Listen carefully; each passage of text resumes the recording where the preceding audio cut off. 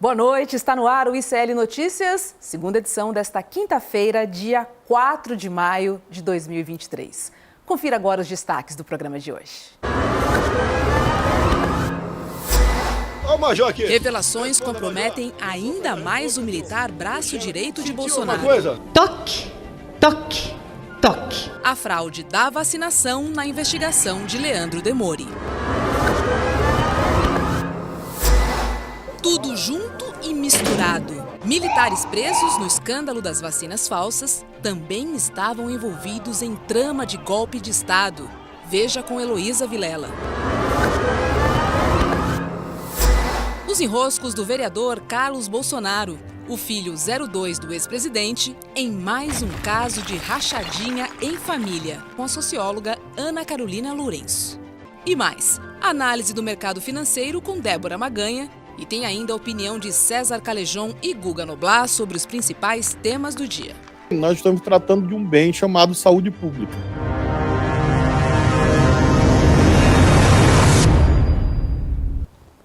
Muito boa noite, Recife, Carazinho, Bela Vista do Paraíso, Indaiatuba, Olinda, Santos, João Pessoa, Floripa, Curitiba e também estamos na Itália. O ICL está na Europa também.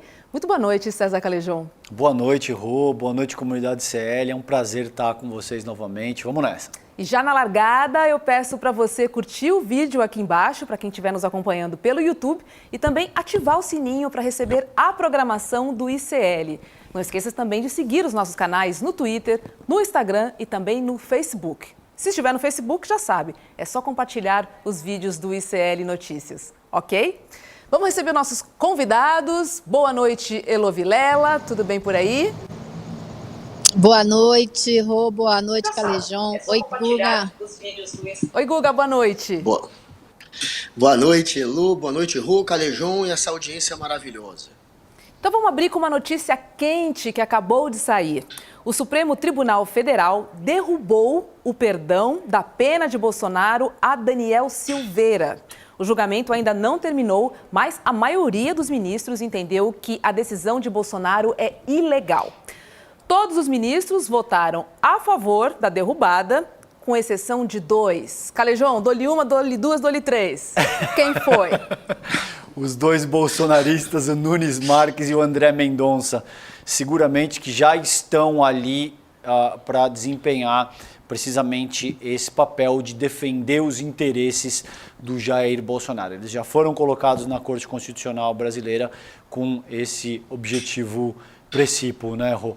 Agora, cabe, eu estava até discutindo com a Elo, acho que cabe a gente aprofundar esse tema com um especialista no tema, porque depende de como é que funciona o indulto presidencial. Eu honestamente não sei, não sou um especialista nessa temática, e o que diz a Carta Magna a respeito desse tema. Então, o indulto que foi concedido pelo presidente da República pode ser removido a depender de determinadas circunstâncias. Como é que isso de fato funciona? Eu acho que a gente precisa aprofundar um pouco mais esse debate.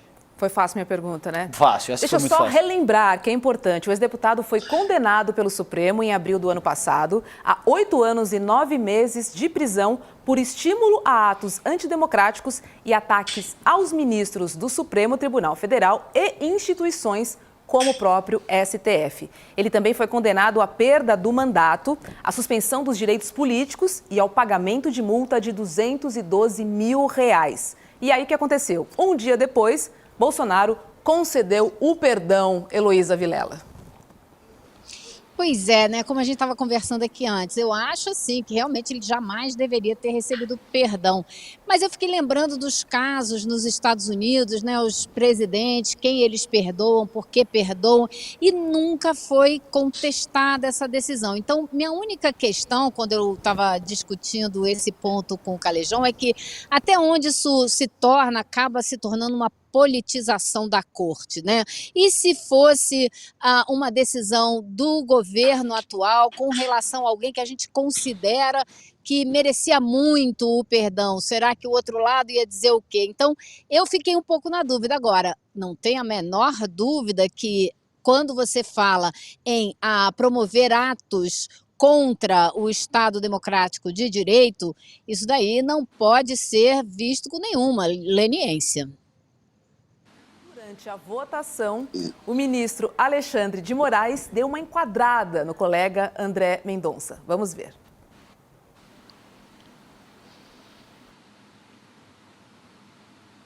Surgiram vozes na sociedade dizendo que a pena teria sido excessiva. Eu cito nesse sentido entrevista dada ao jornal Estado de São Paulo por Fernando Abrúcio, em matéria publicada no dia 28 de abril de 2022. Diz a chamada da matéria: pena de Daniel Silveira foi um pouco exagerada e Congresso não deu suporte ao STF, diz pesquisador. Permite, ministro André? Permito. O Abrúcio é jurista? Não, é cientista. Não, só para que conste nos anais. Mas cito também Fernando Capês, no consultor jurídico, que foi colega de Vossa Excelência. E à época deputado, candidato a deputado pelo partido do presidente. E cito Valdo Cruz, aquele não faz referência a nenhum jurista. Também não jurista. Não é. Mas ele diz o seguinte, salvo que a gente vai dizer que seja fake news. Guga não conseguiu nem disfarçar. Vai lá, Guga. Foi engraçado demais, né? 3 trolhadas nele, diretas ali no André Mendonça, que usa como fonte, como referência, o nada, portanto. E aí fica escancarado isso no deboche do Alexandre de Moraes fazendo essas colocações. Muito hilário isso, né? Agora, essa questão do o indulto ser concedido e depois a justiça ir lá e retirar, neste caso em específico, o que está acontecendo é que não foi só um perdão que foi concedido ali a um aliado de Jair Bolsonaro. No dia seguinte, ou poucos dias depois de conceder o perdão, o Bolsonaro fez um ato de campanha contra o STF, usando o indulto para atacar o STF. Esse ato se chamou de ato em prol da liberdade de expressão, como se a liberdade de expressão estivesse sendo ameaçada pelo Supremo. Então, o indulto foi, na verdade, uma maneira, uma arma para seguir na campanha contra o STF, para seguir atacando o STF. Portanto, houve um desvio de finalidade. A finalidade do indulto não é atacar um outro poder.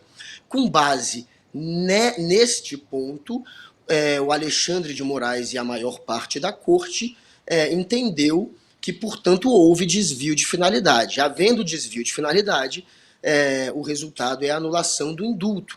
O indulto, portanto, não foi uma concessão de perdão, foi uma campanha contra o STF, e a própria prisão do Daniel Silveira foi em prol do bolsonarismo e do Bolsonaro, que estava atacando o STF. Então, o sujeito que foi preso porque estava cometendo um crime em nome do Bolsonaro, recebe um perdão daquele que é o autor intelectual, que é o Bolsonaro, e aí fica solto e ainda usa esse perdão para seguir atacando o Supremo. Então não dá para levar adiante esse perdão, porque é óbvio que houve aí um desvio de finalidade, fim de perdão, fim de indulto, e o Daniel Silveira, ele tem fama de chorar atrás das grades. Hoje vai precisar de muitos lencinhos. Agora vamos para outra notícia também muito importante e grave, porque liga a turma da fraude da vacina, né, que são todos no entorno do Bolsonaro, aos atos golpistas. No celular do tenente-coronel Mauro Cid, ajudante de ordens do ex-presidente Jair Bolsonaro, a Polícia Federal encontrou áudios com diálogos discutindo um golpe de Estado. A conversa foi entre o coronel Mauro Cid, também militar, e o também militar Ailton Barros, segurança de Bolsonaro, preso na operação das vacinas, no dia de ontem. A apuração é da jornalista Daniela Vieira, da CNN Brasil. Daniela Lima, da CNN Brasil. Vamos lá, vamos começar.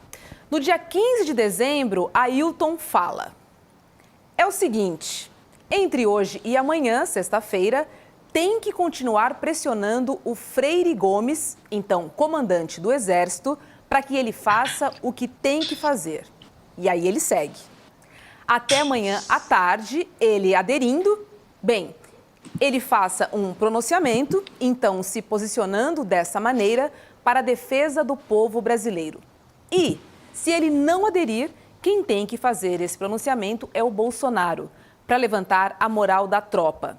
Que você viu, né? Eu não preciso falar. Está abalada em todo o Brasil. César, vou começar contigo nessa conversa do Ailton com o tenente-coronel Mauro Cid. Parece que essa conversa teria acontecido na antessala, né? Do Palácio do Planalto. Exato, que é onde se toma as decisões de poder no Brasil. Isso é categórico, ele está sendo categórico. Ele não está nem deixando as coisas de forma tácita no ar, como quem se comunica através de códigos e diz, olha, Rô, você sabe o que eu estou falando do passarinho vermelho, entende? Códigos ou nada disso. Essas pessoas estão tramando um golpe de Estado da forma mais aberta, explícita e categórica possível. São pessoas que compõem o círculo primário de acesso a quem então era o presidente da República, e você tem uma série de coisas que já foram encontradas em termos de materialidade jurídica. Você tem minuta de golpe, você tem essas pessoas que foram gravadas confabulando, eles citam o Jair Bolsonaro, citam o Braga Neto, que era então ministro da Casa Civil. Mais do que isso, Rô, mais do que essas pessoas que compõem, o Bolsonaro chamou o Ailton de irmão, meu segundo irmão. E o Mauro Cid é o faz-tudo, o militar sombra do Bolsonaro que estava para cima e para baixo. O Bolsonaro vai alegar o quê? Que foi hackeado? Que o Cid e o Ailton estavam chapados de morfina? Qual que vai ser a desculpa nessa ocasião, entende? Porque a conversa deles não deixa a menor dúvida. Eles estavam tramando um golpe de Estado para que Jair Bolsonaro acionasse o artigo 142 e se mantivesse no poder em detrimento da soberania do voto popular e da vitória do Lula nas urnas. Deixa eu chamar o jornalista Leandro Demori. Oi, Demori, boa noite para você. Já está por aí? Eu estou lendo o áudio entre o Ailton e o coronel Mauro Cid, porque o roteiro do golpe continua. Olha só. Pô, SIC, não é difícil. O outro lado tem a caneta, nós temos a caneta e a força. Braço forte, mão amiga. Qual o problema, entendeu? Quem está jogando fora das 4 linhas? Somos nós? Não somos nós. Então nós vamos ficar dentro das 4 linhas a tal ponto ou linha? Mas agora nós estamos o quê? Fadados a nem mais lançar. Vamos dar de passagem perdida? Este é o terceiro trecho do áudio entre Mauro Cid e Ailton, que teria acontecido na antessala do Palácio do Planalto. Elô Vilela. Pois é, e essa é a mesma turma, né, que tramou toda a fraude da falsificação dos cartões de vacina. Então é a turma que faz tudo junto, é o núcleo, digamos, o núcleo duro ali do governo mais próximo de Bolsonaro. Falta só aparecer em alguma gravação o próprio Bolsonaro dizendo, então tá, vamos fazer, ou então não, hoje eu não estou com vontade, deixa para amanhã. Sei lá o que ele teria dito, mas falta colocar o Bolsonaro ativamente nessas conversas. Essas conversas ainda não mostram. Seria difícil imaginar que essa turma, meu segundo irmão, meu faz tudo, estariam tramando tudo por conta própria, sem a participação e o conhecimento do chefe. Mas falta ainda essa pecinha nesse quebra-cabeça. E são as pessoas muito bem colocado, Elo, que também tramaram, por exemplo, o Cid está diretamente envolvido com a questão das joias. Ele foi um artífice, ele é um personagem central nesse caso das joias também, né, Demori? Como é que você avalia esse áudio que saiu agora, cara? Cara, não é só isso, né? O Cid está envolvido também naquele vazamento. Vocês lembram que o Bolsonaro acusou o TSE de ter sido invadido por um hacker? Acusou, né? Sem provas. O Cid também está envolvido nisso. O Cid está envolvido em todos os rolos do Bolsonaro. Agora, me chama a atenção uma coisa. Tem uma linguagem que ele está usando ali, que é a linguagem de paraquedista, tá? Eu até vou sinalizar algumas coisas aqui, né? Que ele fala, tem um determinado momento que ele fala lá, o Ailton, esse falando pro Cid, né?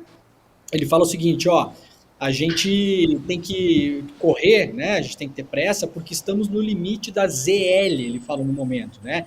ZL é zona de lançamento. Isso é linguagem de batalhão de infantaria de paraquedistas. Zona de lançamento é justamente o momento em que o avião diminui o seu motor e os paraquedistas saltam para cumprir a missão, tá? Então isso é linguagem militar que eles estão usando ali. E aí me chama a atenção aqueles pequenos detalhes das conversas, né, que chama bastante a atenção da gente quando a gente para olhar na minúcia, assim. Nesse áudio que o Ailton Barros fala com o Mauro Cid, ele fala que tem que ser dada essa missão, né, esse start do golpe de Estado. Vamos lembrar que o golpe de Estado no Brasil em 64 começou assim também, né? Começou, se não me engano, no batalhão em Minas Gerais, que decidiu botar os tanques na rua. É assim que começa, tá, gente? Não é tudo ao mesmo tempo agora. Se um batalhão, uma infantaria, alguém decide fazer alguma coisa, aquilo pode ser a faísca para começar o grande golpe no final das contas, né? Então, ele fala ali o seguinte, frase dele que vocês leram antes aqui, né? Tem que ser dada a missão ao comandante da Brigada de Operações Especiais de Goiânia. Aí vamos lá.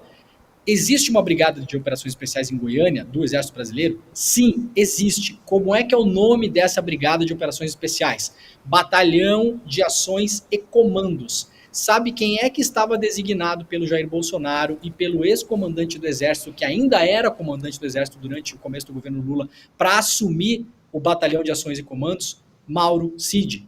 Ele assumiria esse batalhão em Goiânia, tá? Isso só não aconteceu, e vamos lembrar que o Júlio César Arruda, que era o comandante do Exército, queria, já no governo Lula, que o Mauro Cid assumisse aquele batalhão. Esse batalhão tem uma infantaria de paraquedistas, para a gente ficar aqui dentro da linguagem de paraquedista que o Ailton está usando, tá?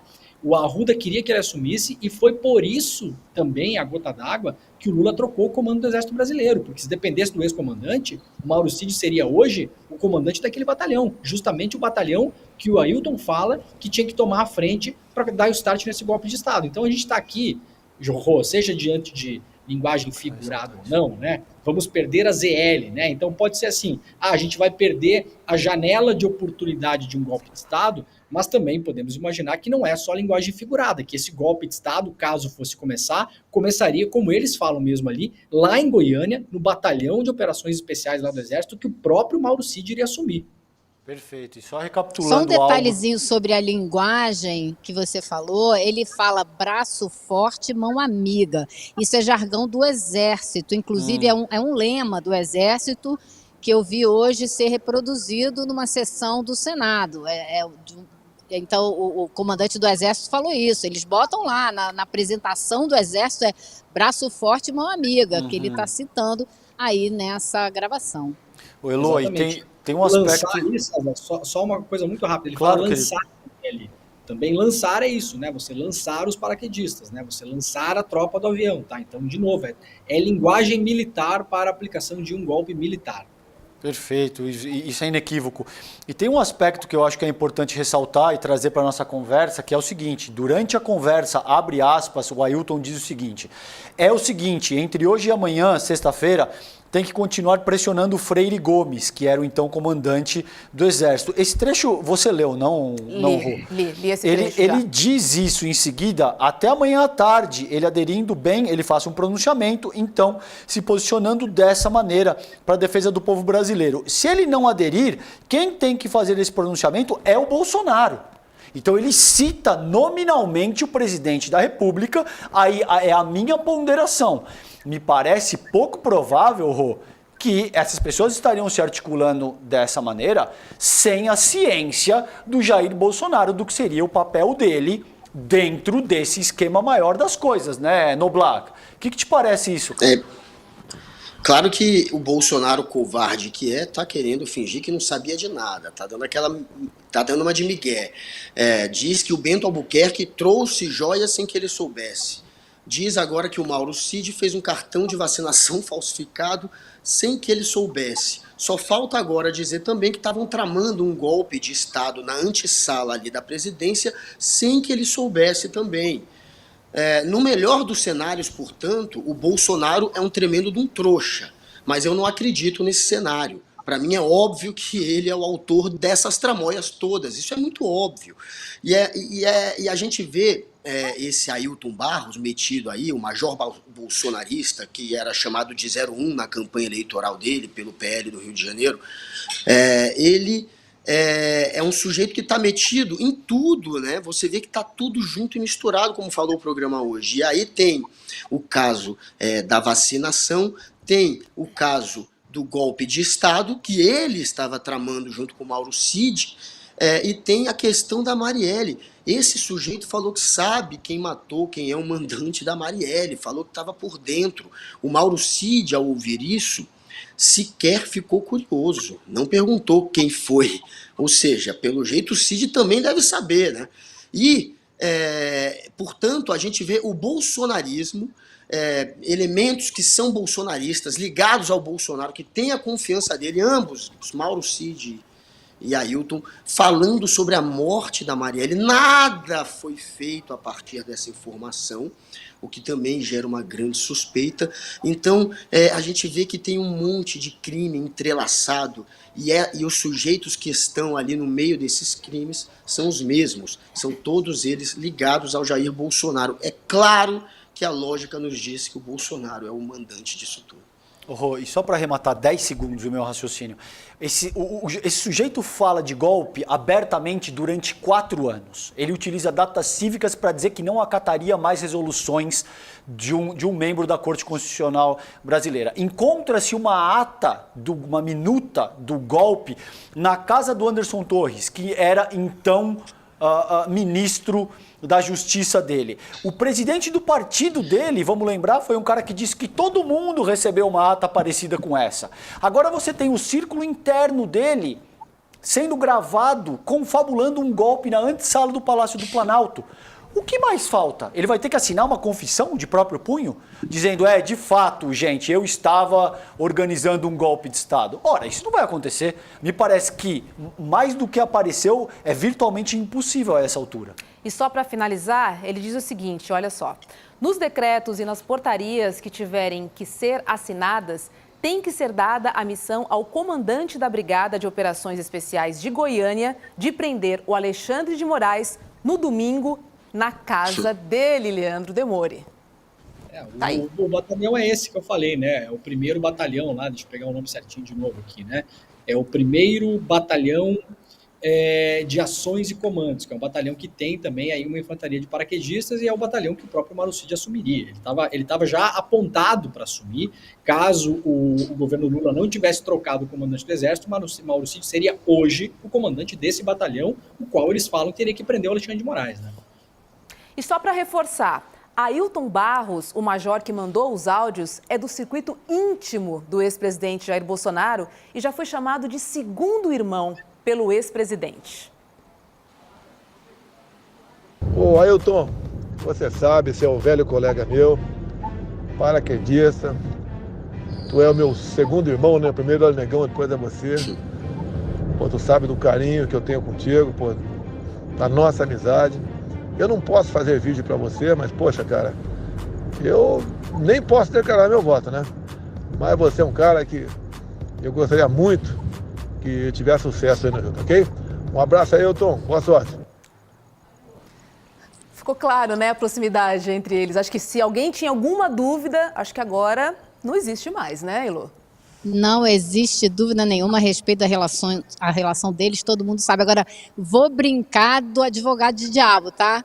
Vai. Eu acho o seguinte, para mim, que sou jornalista, que sou cidadã, não tenho a menor dúvida do que aconteceu. Porém, eu estou pensando num tribunal, estou pensando num processo na justiça. Eu ainda não ouvi ele dizer, Bolsonaro sabe, falei com ele hoje, ou... Isso, claro, tem que ser provado que ele sabia. Não adianta a gente saber, a gente ter certeza. Esse é o meu único ponto como advogado do diabo.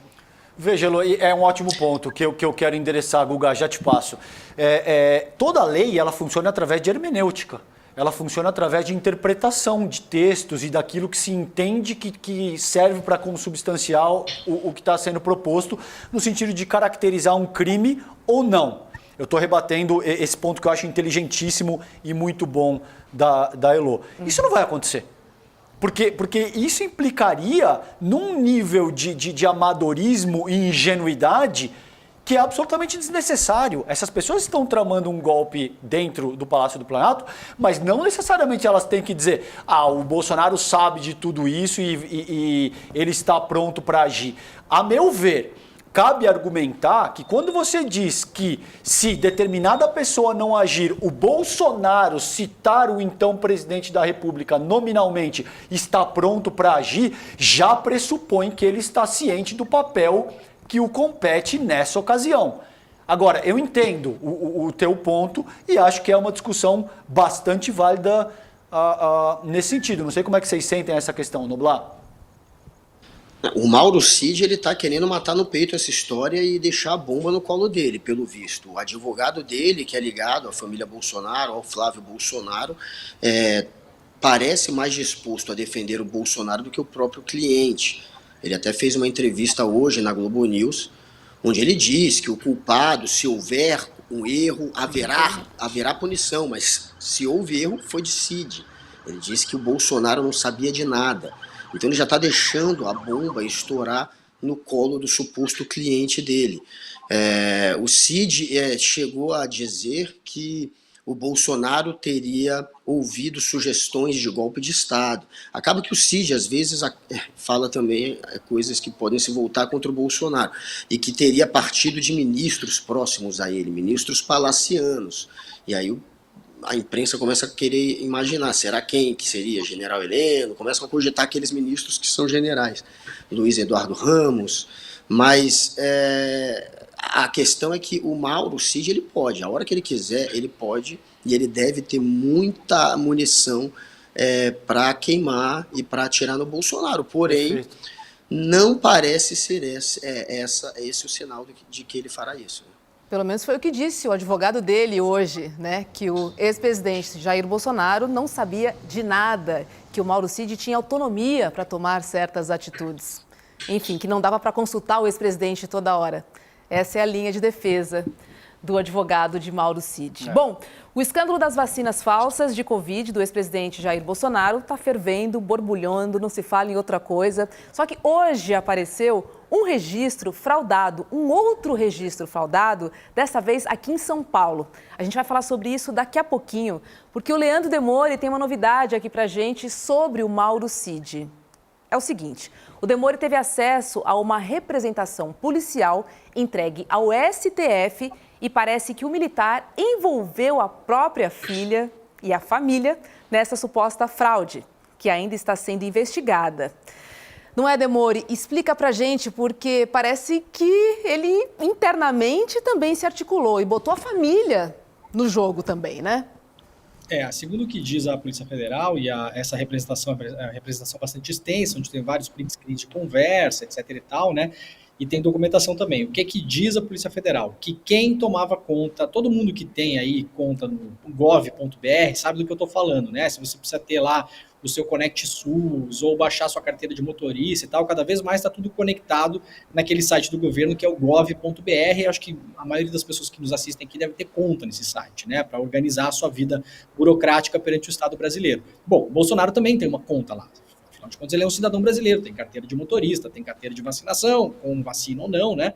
Então, o que a Polícia Federal fala? Ela fala que quem tomava conta da conta gov.br do Bolsonaro era o Mauro Cid. O Mauro Cid que logava lá, que tinha o login, que acessava, que baixou o Conect SUS do Bolsonaro e que baixou os comprovantes de vacinação, que agora a gente está vendo que não teve vacinação nenhuma, né? Então, o Mauro Cid que tomava conta dessa conta do Bolsonaro. Imagino que na defesa do Bolsonaro, o Bolsonaro pode dizer que não sabia que o Mauro Cid tomava conta do gov.br dele também, né? Tudo pode ser dito.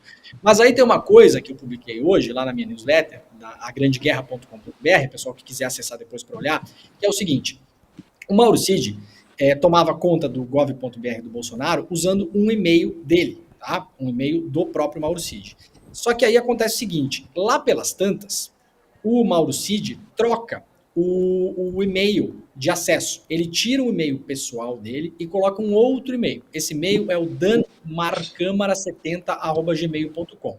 Segundo a Polícia Federal, esse e-mail pertence a Marcelo Costa Câmara, que hoje exerce o cargo de assessor de ex-presidente da República, é assessor do Bolsonaro também. qual é a grande questão? O Mauro Cid poderia alegar, e isso a PF não notou na investigação, eu acabei notando por uma coincidência, uma pessoa me chamou a atenção também. O Mauro Cid poderia alegar o seguinte: não, eu tomei conta realmente do Conect SUS do Bolsonaro e das carteiras de vacinação dele. Mas no dia 27 de dezembro passado, não estava mais comigo esse negócio, estava com esse tal de Marcelo Costa Câmara. A questão é o seguinte: se você vai lá no Google, pega o e-mail desse Marcelo Costa Câmara, tá? E faz um procedimento para recuperar a senha, aqueles que a gente faz, né, Rô, que a gente esquece senha e coloca lá, aí o Google pede o nosso telefone, né? E aí manda um SMS para a gente recuperar a senha, né? Quando esse procedimento é feito, e uma fonte fez esse procedimento e mandou para mim, o telefone de recuperação de senha do e-mail desse outro funcionário da presidência é o telefone, posso falar o telefone porque ele está público nos documentos da Polícia Federal com levantamento de sigilo, tá? Então eu não estou incorrendo aqui em nenhuma maluquice. O telefone de recuperação de senha do GovBR do Bolsonaro, onde tem o Conect SUS, onde tem a gestão de todas as carteiras de vacinação dele, é o telefone 24 9921 34852. Este telefone pertence a Beatriz Cid, filha de Mauro Cid. Então, a custódia das carteiras de vacinação do Bolsonaro nunca saíram da mão do Mauro Cid, tá? Então, isso é importante, eu acho só que a PF não tinha conectado o e-mail a esse telefone da filha que está na investigação. Então, a gente fez essa conexão hoje e publicou na newsletter para eles não alegarem depois que o Mauro Cid não tinha mais nada a ver com isso, que era o outro cara lá da presidência. Não é, tá aí a informação. Elô, uma pergunta para você. O que te parece? Falta de inteligência ou certeza de impunidade? Porque envolver a família... Ótima pergunta. Eu não tenho a menor dúvida que é uma demais. combinação das duas coisas, viu? Sem dúvida. É uma combinação, um jogo completo. Eles têm certeza da impunidade e eles são muito incompetentes, muito ruins. Ótima pergunta e ótima resposta. E deixa eu estender a pergunta para você, Elô, porque o raciocínio que você fez para a questão anterior, eu quero que você pondere a respeito disso. O Cid não pode, a despeito de toda a prova material que o Demori acabou de salientar, simplesmente dizer que o Bolsonaro não sabia de absolutamente nada que ele estava fazendo? Eu acho que ele até pode, eu acho que é isso que eles vão tentar fazer. Eles vão tentar salvar o Bolsonaro e se queimar por conta própria. Agora, até onde? Eu estava hoje mais cedo conversando com o Demori sobre isso, e a minha aposta totalmente intuitiva é que o Mauro Cid vai fazer de tudo para preservar o chefe, mas o Ailton, se fosse Bolsonaro, já não botava minha mão no fogo. E aí, Guga? O Ailton, o Ailton tá metido em tudo. Ele tá metido no golpe de Estado, ele tá metido na falsificação, ele sabe quem mandou matar a Marielle. O Ailton virou um personagem central junto com o Mauro Cid, né? O Mauro Cid, a gente sabe que é uma espécie de braço direito do Bolsonaro desde 2018, pelo jeito goza ainda da confiança do Bolsonaro. Tá ali disposto a se queimar em nome do mito, e tá fazendo isso por enquanto, tá na mão de advogados que interessam ao Bolsonaro, tá fazendo o discurso que o Bolsonaro quer, de que ele não sabia de nada. Eu não sei se isso vai colar, porque tem outras, não depende apenas do depoimento do Mauro Cid, né? Tem um conjunto de indícios e de provas que estão sendo coletados pela Polícia Federal e que, independente do Mauro Cid confessar ou não, podem levar o Bolsonaro a ficar como mentor dessa história.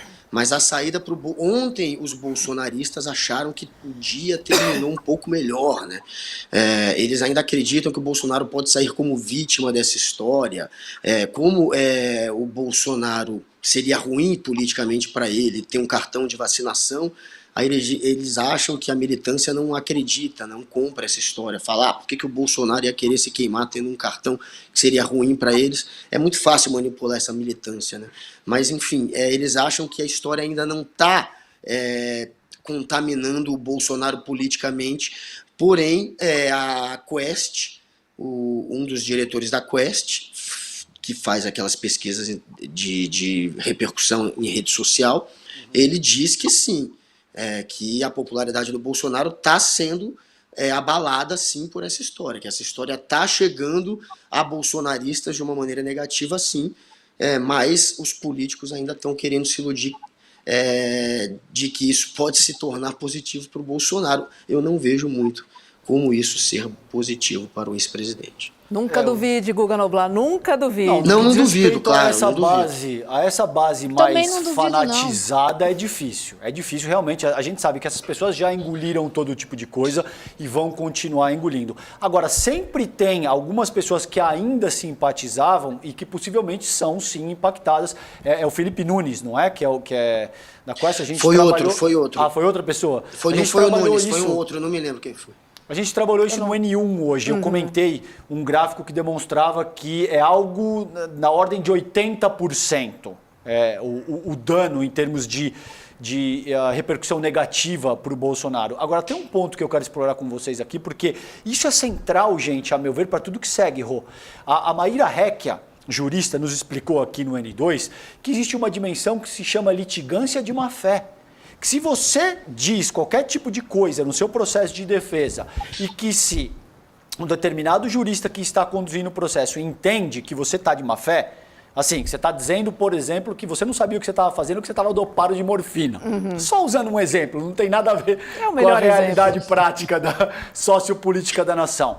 Você pode ser imputado com litigância de má fé. E isso traz uma série de consequências dentro do próprio processo. Então, isso é muito bom que se seja dito, porque você não pode simplesmente avançar qualquer tipo de desculpa estapafúrdia, pressupondo que as pessoas vão acreditar, porque eu estou dizendo.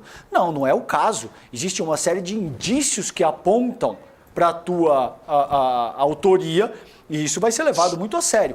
Eu acho pouco provável, para resumir a minha fala, que essas figuras que agora ainda estão tentando sinalizar um apoio irrestrito ao Bolsonaro, mantenham isso. Vamos ver o que acontece na semana que vem, nós vamos estar aqui, então tá aí o vídeo que não me deixa mentir. Quando você começa a ser confrontado, Rô, com coisa de prisão, 30 anos de prisão, 15, 20 anos de prisão, penas que são duríssimas. Quando as pessoas passam a olhar para esse tipo de coisa, todo o cenário muda. Eu estou altamente inclinado a acreditar que vem processo de delação premiada pela frente. E olha só, deixa eu dar uma notícia boa, porque daqui a pouco vai rolar uma aula histórica aqui no ICL.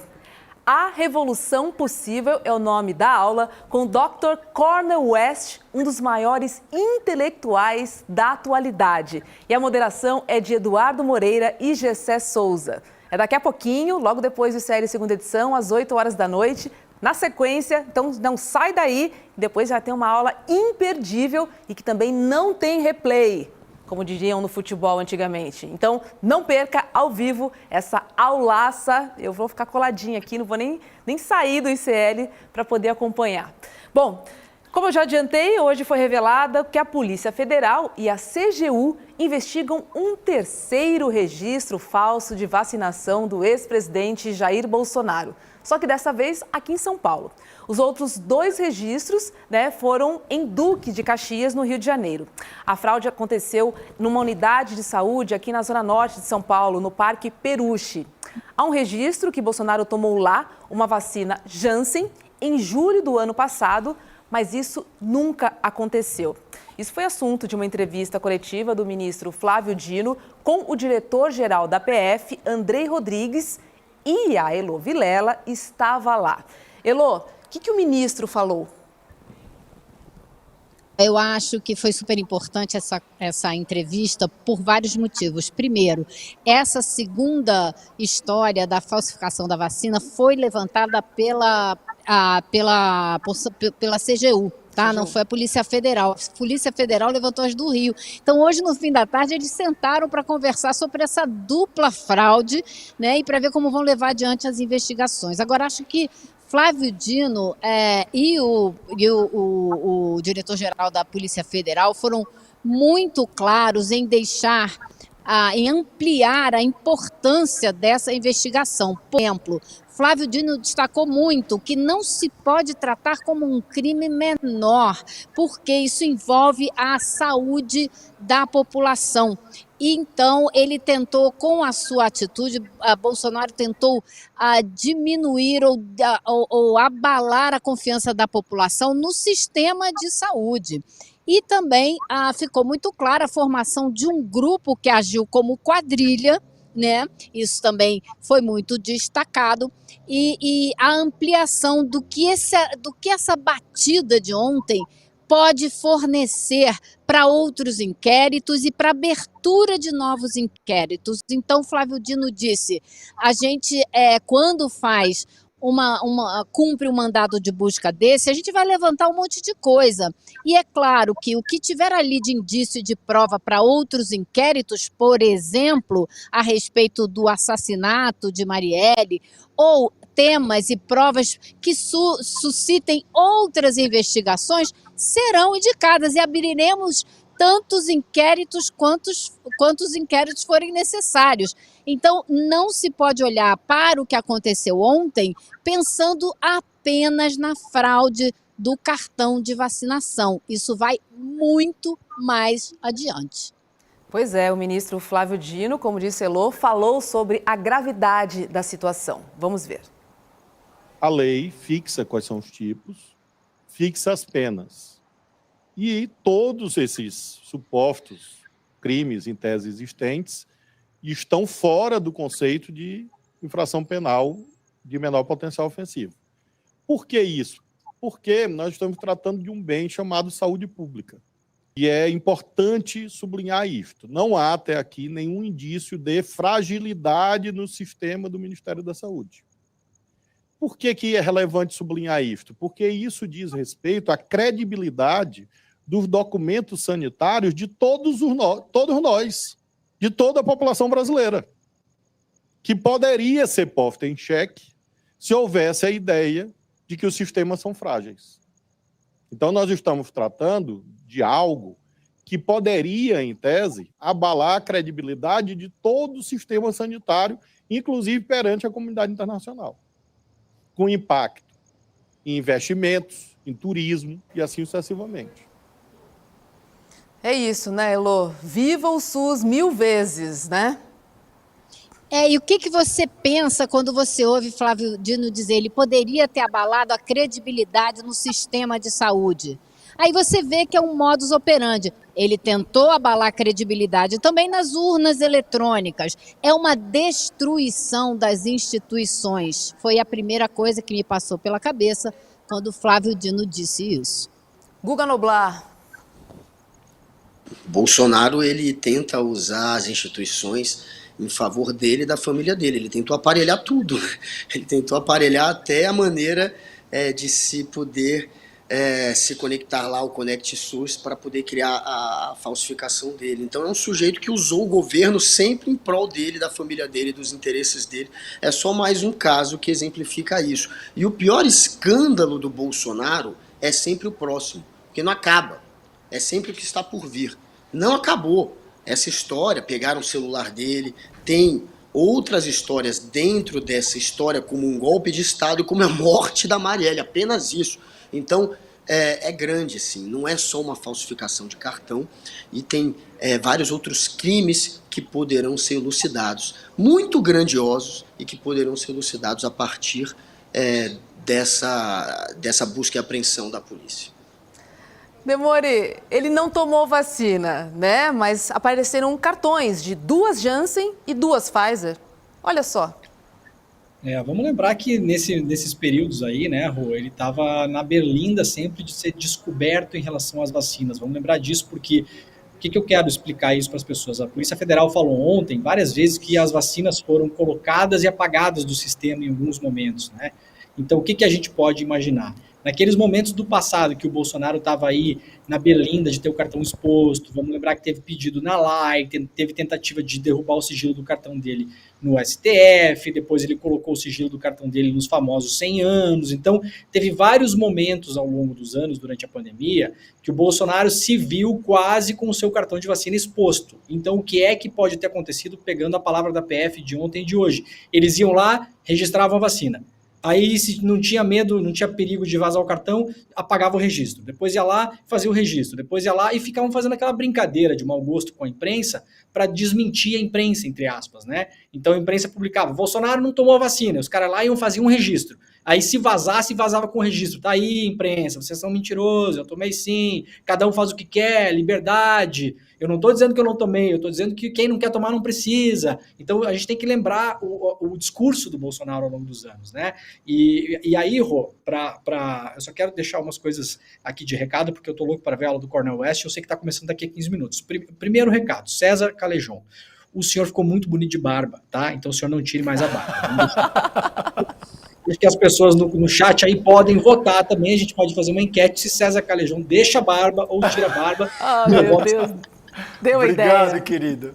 Deu Segunda ideia, coisa chefe. importante. Segunda coisa importante. Admirem a caneca do meu programa Desperta, que vocês não têm. Que chique, Demori. Olha aí, admirem. Lindona. Amanhã, 7 da manhã, estamos no ar com o Desperta. Terceira coisa, vou deixar aqui um recado para o meu amigo, meu segundo irmão, Ailton. Ailton, quando você pediu voto pro Bolsonaro, o Bolsonaro não quis gravar para você um comercial de televisão e você rodou, você não foi eleito. Então lembra disso na hora de pensar numa delação, tá bom, Ailton? Beijo para você, meu querido. Beijo, Demore. Até amanhã às 7 da manhã com o Desperta. Como sempre, imperdível. Logo cedo, recheado de informações. É assunto pro dia inteiro, meu querido. Em 1 hora de programa. Obrigada, viu? Boa noite para você. Tchau, Demore. Obrigado, querido. Elô Vilela. Dias cheios em Brasília. Hoje o fundo tá combinando com o seu look, com a sua camisa. Ficou perfeito esse visual aqui. Mandei trocar a cor da luz do Palácio do Planalto, pode saber. Um beijo, Elô. Guga Noblar, nos vemos amanhã neste mesmo bate-canal, neste mesmo bate-horário, combinado? Com o maior prazer. E só mais um recado, o nosso querido Calejon, que está com essa barba maravilhosa, ele está para lançar um livro, Esfarrapados. Então fiquem ligados. E vão atrás aí, tem link lá. Eu lancei hoje. Obrigado. Saiu pelo, já. E eu vou fazer um link, eu vou fazer um post. Eu vou fazer um post no meu Twitter. Mas vocês acham no Twitter dele. Procurem, mas eu vou fazer um no meu. E aí vocês vão ver o link lá para ter acesso, beleza? Vão atrás do livro do Calejon, que eu também vou correr atrás. Tamo junto, Obrigado, galera. Até amanhã. Valeu, querido. Boa noite. Beijo, Guga. Até amanhã. Vamos levantar? Opa, merecidamente. Muito boa noite, Eduardo Moreira. Sempre te dou bom dia. Tá bom, Edu? Tudo bom? Bem-vindo, querido. Tudo bem? Tudo bem. Ansiosa para a aula de hoje, Cara, né? Eu tô, como eu dizia quando eu era menino, eu tô no veneno, eu tô agitado, porque, Bom, imagino, a gente cara. vai ter uma aula hoje, 200... Hoje às 5h59 da tarde, bateram 200 mil pessoas inscritas. Nunca tivemos nada parecido. A gente teve, acho que 2 aulas até hoje, que a gente teve mais de 100 mil pessoas inscritas. 105, 110, agora 200 mil pessoas inscritas. Cara, que maravilha. E a gente tem uma surpresa muito especial no final da aula. Hoje vai estar aqui ao vivo com a gente o pastor Henrique Vieira, vai estar debatendo a aula, o Gessé vai estar debatendo com a gente. E aí eu cheguei para ele ali e falei assim, cara, você assistiu a aula?